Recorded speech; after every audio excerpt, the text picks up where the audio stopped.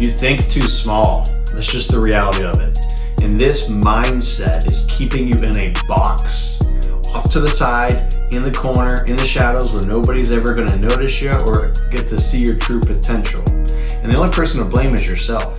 But the reality of why most players, 95% or more, are not able to get to where they want to get to is because they think too small. And look, I'm not trying to be motivational here at all. I'm telling you my honest truth and belief within me that this is the reality of life. When you think too small that you're not capable of doing something, right? And you never really dissect it or dive into why, it is something that can just keep you handicapped for the rest of your career, rest of your life. If you want to get to anywhere in a job, in a career, as a player, and accomplishing something and doing something, any single thing. If you have a vision behind it, a motive behind it, a game plan on how to get there, and you put in the work, that alone is already putting you in a category of the minority, of the small amount of people that get to be X, whatever that is for you. And this is for athletes. This relates to non-athletes. This relates to everybody, right? This relates to myself. If you're thinking too small, that is alone going to be the difference between winning and losing. And the difference between winning and losing is small. I'm going to say that again. The difference between winning and losing is small. The difference between getting to where you want to go or not is small. The difference between a college player and a pro player is small. The difference between a pro player in the minor league level and the major league level, in my opinion, is even smaller. I'm telling you, it is a game of inches, of millimeters, of little fine details that take you over the top. And so if it is that small, it's going to be all of the extra little things that take you over the top to separate you. Crucial. I cannot reiterate this enough. Think about when you're a younger player growing up, right? The gap is big. One player doesn't even know how to play catch yet. They can't catch the ball. They can't throw it to the target. And then the other player is catching every ball and throwing every ball to the target. And so one player can make every single out in the game and get a hit every time. And one player can't make a single out the entire game or hit the ball a single time. So you start off, the gap is big, all right? And then the higher up you go, the older you get, the further along down the road you go, it gets narrower and narrower and narrower, and the gap becomes smaller. And that simple philosophy stays true when you get to the top, when you get to those high levels. And so, if you're a high school player right on the cusp of being a college player, you're not that far off. And if you're a college player right on the verge of becoming a pro player, you're not that far off. And it's the same thing each step up you go. And so you have to understand that.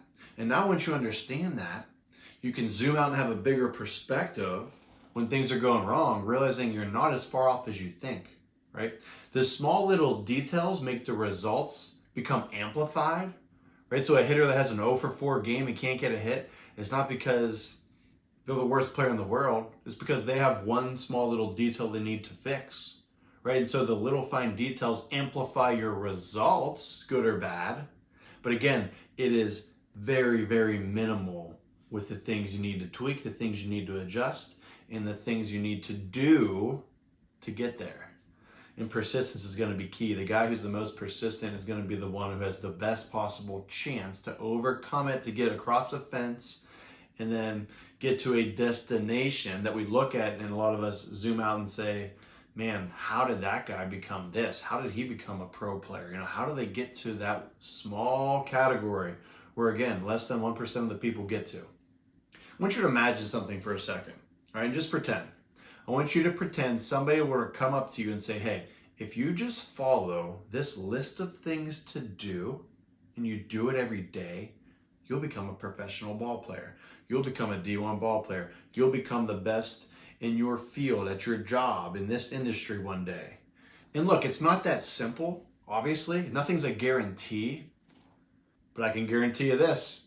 If you don't train as if you're going to go pro, it definitely won't happen. If you don't train as if you're going to go play in college, it definitely won't happen. If you don't study as if you're going to be the best doctor or teacher or engineer or whatever it is in your field, whatever it is that you're aspiring to do or be, it definitely won't happen, right? And so, again, there's no guarantees. I had this in my other video. There's no guarantees in life that you're gonna get there, but I can almost guarantee you for sure that you won't get there if you don't follow the list of things to do consistently every day. And so think about it from that perspective. But a lot of us are suffocating ourselves in our small thinking, right? You're suffocating yourself in the thought that you could never do something. And the more you feed that into your mind, now the higher chance there is that you will never do it, right? And so you've got to be able to think differently. You've got to be able to think bigger. And there's nothing wrong with that. Like, I'll say it right now, and I firmly believe this. There's nothing wrong with thinking bigger. There's nothing wrong or unchristian or unethical about trying to get to where you want to go, having these goals and having these visions of what you think you could do, what you actually think you're capable of. Because look, people have done these things. People are doing them today. A lot of people are doing them today. Now, there's millions and millions of people in the world, and so it's not going to happen for everybody, but it's not impossible. There's very few things you can look at that are impossible. And again, not to be like, this isn't to motivate you, pump you up, keep you on a positive track of thinking. This is statistical. This is real evidence, real facts, right? There's a couple things, a couple case studies of real life where the 4-minute mile, for example, right? The 4-minute mile had not been broken for years and years and years and years. And when the 4-minute mile finally was broken, within a short period of time, another several people broke it immediately after. And that is such a way of thinking, right? That was not a physical thing. That was people realizing, oh, it is actually physically possible now to break the 4-minute mile. And again, once it happened, the gates were flooding open of people, constantly breaking it, and then the record kept getting lower and lower and lower and lower. That's a way of thinking, right? That's a way of thinking a little bit bigger than you're accustomed to thinking, right? That's setting your level of expectations a little bit bigger than you're used to setting them. Sometimes you just need to turn the volume up on what you're doing a little bit, right? Turn the volume up on what you're doing. And you could be doing the same thing right now and it's going well and working, but if you're not getting enough of it, you got to turn the volume up on it, right? You got to turn up the reps. You got to turn up the level of focus. You got to turn up the game plan. Like, you've got to make sure that you're turning up the volume on what it is, right? Like that alone. Let's stop overcomplicating, because it doesn't always need to be overcomplicated. Turn up the volume on what you're doing. And I want to get tactical with this, right? Like, get out a piece of paper, get out a pencil, and start writing down exactly what you're doing now and exactly what's working. Start writing down exactly what you're doing and what's not working, right? Put those things into 2 categories, right? So you figure out where you're at. Then figure out the things that you need to get better at and write down exactly what those are. And then ask yourself the question, okay, now how do I get better at that? What do I need to learn to get better in this area? Who do I need to learn from? Because you're not just going to figure this out on your own, out of thin air, just coming up with a sweet game plan. You've got to find people that know what they're doing, people that have had success at the things you're trying to have success at. And here's the thing, and this is why thinking bigger can be awesome for you if you have something that you're working towards. There is always somebody who's already done it and succeeded at it. Always, all right? And so you want to be a better hitter? Well, go find somebody who's succeeded at hitting, and they'll teach you how to become a better hitter. You want to be smarter? Well, go find some good teachers who are smart in a certain area that you want to educate yourself in, and then they'll teach you the way, right? It's anything you're doing. Model proven practices. And so write that down on your paper, right? But start to evaluate yourself. Don't just you can't just have this way of thinking where, you're looking at everything as a whole zoomed out and you just don't know what to do. Every single thing should be broken down. You got to start to create a system for yourself. And when you start to dissect these things and break them down, right? Push yourself. Ask yourself the questions necessary to figure it out, right? Because if you can first just understand what you need to do to get to the next level, then you have the blueprint, right? And then it'll be tweaked. It needs to be improved. It needs to be constantly worked on. But at least you have a good starting point. And once you have a blueprint to follow, Then you can figure out, okay, this is what I need to do. Now the next question is, how often do I need to do it? And then you get that answer, right? And again, another question that I talked about, okay, who am I going to learn this from? Okay, now you have active support throughout the process, because there's always going to be active support needed in anything you're trying to do, in any area that you're trying to improve on. And not only is it the active support that helps you out, again, it's picking their brain, figuring out, well, what did you do to get you there? And what did you do that actually worked? Because you've been there. Okay, you're somewhere I want to be. Go seek out those people, right? Go seek out those people and understand the proven things they did that worked. It does not need to be rocket science, but you've got to be willing. You've got to be willing to go out on your own doing and seek out these things, right? Start knocking on doors. And I don't mean literally, right? But start reaching out to the resources you're going to use and pull from to get you there. And really press yourself, right? Like, ask yourself the question of why? Why can't I get there, right? And really, like, can you even give yourself a real answer? Why can't you become the best baseball player you can be? Can you start thinking of reasons, right? When you write them down, it's going to sound silly. They're really just a bunch of excuses, right? You're in total control of how much work you want to put in as a player. You're in control of how much you want to train your mindset and understand where confidence comes from, understand how to handle failure, understand how to handle stress, how to focus better, how to have better perspectives, right? Like, you are capable of seeking these things. You're capable of becoming as smart as you want to become, with how many hours you want to put into learning from people who have done it before, from learning from people who have mastered a craft. You know, you can put in as much work as you want to put in, and then that work will not only result in a good outcome for you, it'll result in you now fine-tuning the smarter, more efficient way to master your system, master your game plan, right? Because you are also honing your craft in the midst of repetition. Okay, I'm going to say that again. You are honing your craft in the midst of repetition. And so you're not only getting better because of all the work you're putting in, you're becoming smarter, right? You're becoming more aware, more experienced, right? The most experienced person usually ends up on top.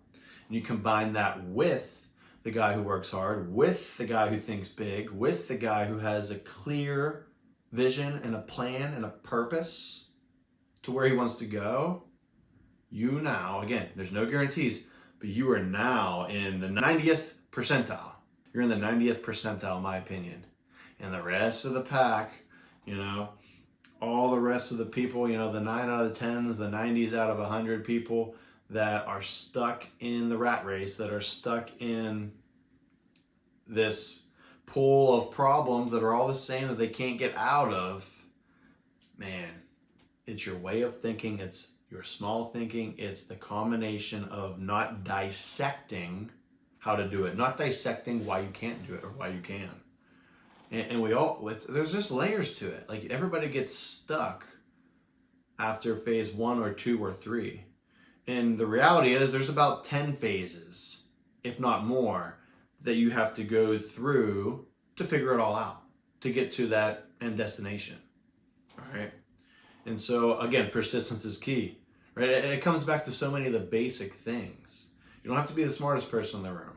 You don't have to be the most talented person in the room, right? It's the things you're already born with that you're capable of, like the tools you have inside of you right now today. It'll be those same things taking you to get you to your end goal, to your end destination, right? The things you're in control of, right? I say this all the time too. Your mind is the remote controller to your life, right? Your mind is the remote controller to your life. And that doesn't mean that you have to have it all figured out. You know, I don't have even close to it all figured out, right? There's still plenty of things that I still need to work on and improve. But the understanding that everybody, including myself, is capable of, okay, capable of, meaning they have within them right now today the ability to do it, to accomplish it, to achieve it, to get to the end destination, to start figuring these things out, right? To start molding within themselves the next version of themselves. And that's what it is, right? If you're thinking big, right? Whoever you are today is not going to be that person you need to become to get to the end destination. Okay, so for me as an athlete, if I want to become a pro player, right, and I'm over here and I'm not the fastest yet, or even fast, and I'm not real strong, and I haven't mastered my swing yet, well, I got to get all those things figured out and become somebody who is fast, who is strong, who now has tools because they put the work in, who now has the proper understanding of mindset and how important that is to taking what you're doing on the practice sessions and the training sessions and translating it into the field, right? Because everybody can hit a line drive to the back of the cage, but can you translate your success in practice to the game, right? And the bridge between those two things is going to be your mindset. And again, if you have a mindset of thinking bigger, of knowing you're capable of hitting a home run, knowing you're capable of hitting a double in the gap, knowing you're capable of stealing bases and stealing on any catcher out there in your area, knowing you're capable of striking out any hitter in your area or outside your area, right? Because you might be succeeding now today in your local area, but then the next stage from that is, okay, now can you compete against a broader pool of players? Now players in your whole state. And then from there, can you compete against players outside of your state, right? And maybe against the whole country then eventually. And that's when you see pro player, major league player, they're not competing against everybody in the country now. They're competing against every single person in the world, right? Every single person in the world.